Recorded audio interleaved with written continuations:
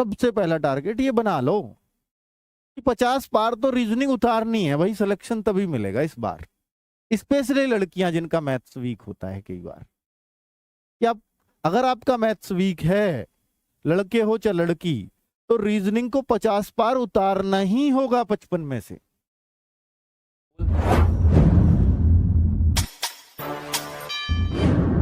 बच्चों, आप सिर्फ एक बात दिमाग में रख लो कि यार रीजनिंग एक ऐसा सब्जेक्ट है जो इसमें बहुत ज्यादा आता है, बहुत ज्यादा आता है। और अगर उसमें मैं कुछ गलत करता हूं या गलत करती हूं तो वो सिर्फ मैं अपनी गलती से करता हूं, क्योंकि ऐसी कोई चीज रीजनिंग में नहीं होनी चाहिए जो मुझसे ना आती हो। तो इसका मतलब मुझे सारा पेपर आता है रीजनिंग का, तो मैं गलत कर रही हूं या कर रहा हूं तो क्यों कर रहा हूं? क्योंकि मैं अपनी गलतियों से कर रहा हूं, क्योंकि मैंने उस पर कम प्रैक्टिस करी है। समझ तो मुझे आता है। तो भाई उन चीजों को स्ट्रॉन्ग करो और कोशिश करो कि रीजनिंग को आप 50 पार ही उतार दो कैसे भी करके। सबसे पहला टारगेट ये बना लो कि 50 पार तो रीजनिंग उतारनी है भाई। सिलेक्शन तभी मिलेगा इस बार, स्पेशली लड़कियां जिनका मैथ्स वीक होता है कई बार। कि अगर आपका मैथ्स वीक है, लड़के हो चाहे लड़की, तो रीजनिंग को 50 पार उतारना ही होगा 55 में से। अब वो कैसे उतारना है वो आपको अपने आप पे खुद पे ही विश्वास करके करना पड़ेगा ये काम। अब बात आती है हिंदी की। तो बच्चे हिंदी, हालांकि अगर मैं देखूं कि यूपीएसआई में भी अगर मैं हिंदी देखूं या मैं जेल वार्डर में भी देखूं या मैं यूपीएसआई के लेवल की भी हिंदी देखूं, तो भाई किसी किसी सेट में तो ऐसा हुआ था कि वहां 40 में से 24-25 करना मुश्किल था, पर किसी किसी सेट में 32, 34, 35, 38, 39, 40 तक भी बच्चों ने बहुत आसानी से कर दिए। कम पढ़े लिखे बच्चों ने, मतलब जिन्होंने हिंदी कम भी पढ़ी है, वो आसानी से 35-38 पहुंच रहा था। तो नॉर्मलाइजेशन का बहुत फर्क देखने को मिला था बच्चों। इस बार भर्ती बोर्ड ने इसलिए एक ही शिफ्ट में एग्जाम कराने को बोला भी था कि नॉर्मलाइजेशन के कम से कम पक्षपात से बच्चे बचेंगे। पूरी कोशिश भी उन्होंने जान लगा दी इसके लिए, लेकिन 50 लाख फॉर्म देख के उनकी हालत हो गई पतली। जो टारगेट मैंने फिर बोल दिया कि आप अपने आप को सब्जेक्ट वाइज टारगेट करें कि मैं रीजनिंग में अपने आप को 50 पहुंचाना है, मेरे को मैथ्स में हर हाल में।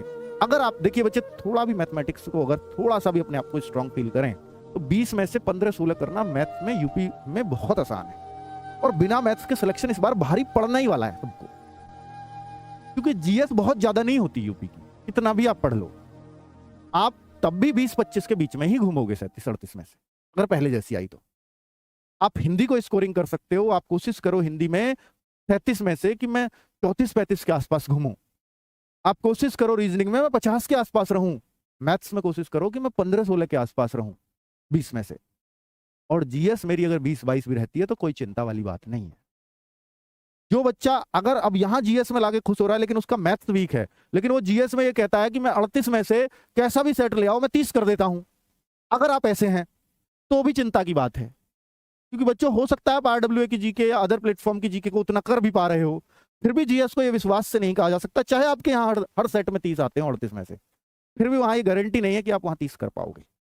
लेकिन मैथ्स में अगर आपके हर सेट में यहाँ 15-16-17 आते हो 20 में से, तो ये गारंटी है कि आप उतना वहां कर दोगे। इसलिए मैथ्स ज्यादा ट्रस्टेबल होता है। ठीक है, चलो अब मैं बात करता हूं कि इस बार कितना टारगेट। तो मैंने आपको सब्जेक्ट वाइज टारगेट बता दिया, उनको फोकस कर लीजिए आप। सिलेक्शन के 3 मंत्र हैं बच्चों। स्टडी के तरीके अलग अलग हो सकते हैं कि सर वीडियो भी 2 तरीके के होते हैं, लाइव और रिकॉर्डेड। वो आपकी अपनी प्राथमिकता, जिसमें आप कंफर्टेबल फील करते हैं उस तरह की लीजिए। किसी के कहने में मत जाइए कि लाइव लेना अच्छा रहता है या रिकॉर्डेड लेना अच्छा रहता है, वो आपकी प्राथमिकता होनी चाहिए। दूसरा बच्चों, प्रैक्टिस। भाई देखो, स्टडी एक तो वीडियो से होती है, दूसरा आप कहीं ऑफलाइन कोचिंग में पढ़ रहे हो वहां से होती है। ऑफलाइन में भी अब आपको ऑफलाइन वाले भी कम से कम 4-4, 5-5 घंटे उनको पढ़ाना चाहिए, पढ़ा भी रहे होंगे। अगर वो आपको सिलेक्शन दिलाना चाहते हैं तो इतना पढ़ाना ही पड़ेगा उनको, क्योंकि आपका ऑनलाइन वाले बच्चों से कंपटीशन है। वो तो 7-7, 8-8 घंटे उनके टीचर्स पढ़ा रहे हैं उनको, इसलिए ऑफलाइन में 4-5 घंटे तो पढ़ाना ही पड़ेगा। अब ऑफलाइन पढ़ रहे हो चाहे ऑनलाइन वीडियो से पढ़ रहे हो, तीसरा एक पॉइंट है कि सेल्फ स्टडी क्यों ना कर लूं। सेल्फ स्टडी लेकिन वही बच्चा कर पाता है जिसने पहले एक बार सिलेबस को ऑनलाइन कर लिया हो या ऑफलाइन कर लिया हो, कैसे भी कर लिया हो, किसी भी टीचर के माध्यम से कर लिया हो। सेल्फ स्टडी की सलाह हमेशा उसको मैं देता हूं प्राथमिकता पर कि आपने कम से कम एक बार सिलेबस अपना कर लिया हो, तो आप सेल्फ स्टडी पे जाइए, वरना फिर यूट्यूबर्स पे आपको डिपेंड होना ही पड़ेगा।